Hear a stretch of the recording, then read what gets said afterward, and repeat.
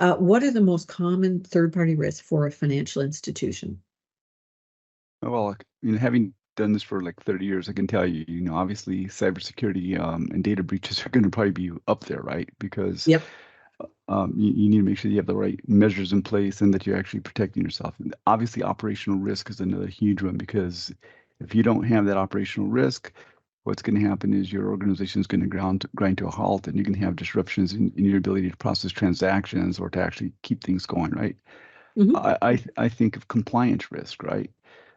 Keep in mind that your third parties are not always going to have the same level of regulatory standards that you have as an institution because their clients may be in other industries that are not just financial institutions, right? So you got to make sure that that compliance risk is right, and that's why that ongoing the due diligence on the front end and the ongoing monitoring is important, and obviously making sure that contracting.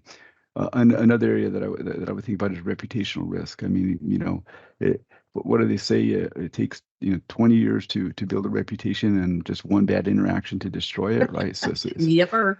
Yep.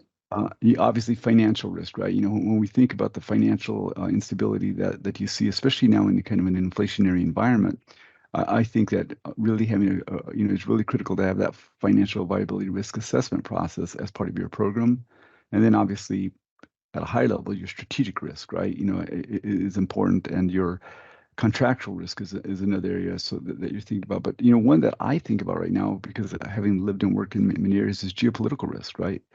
Because Mhm. if we look at what's happened over the last 24 plus months on a global basis, we're starting to really see organizations kind of think through what is this, how do we mitigate the geopolitical risks that are out there? And I think that we're shifting from kind of the era of globalization to the era of regionalization with major trading blocks that are regionalized, right? So you Oh, need to that's think about true. that.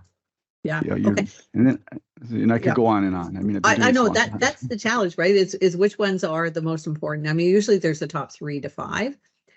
In my book, Third Party Risk Management, Driving Enterprise Value, we actually do have this available on our site. You can purchase as an ebook or on Amazon. I do list 30 different risk types. So if you're relatively new to this, you don't try and take them all at once. But and you may find that in fact you are addressing more risks than you think. I often find that when I work with organizations, they think that they're really looking at 3 or 4, when in fact, when you start to unpack it, they're probably looking at 8 or 10. But there are a lot of them out there.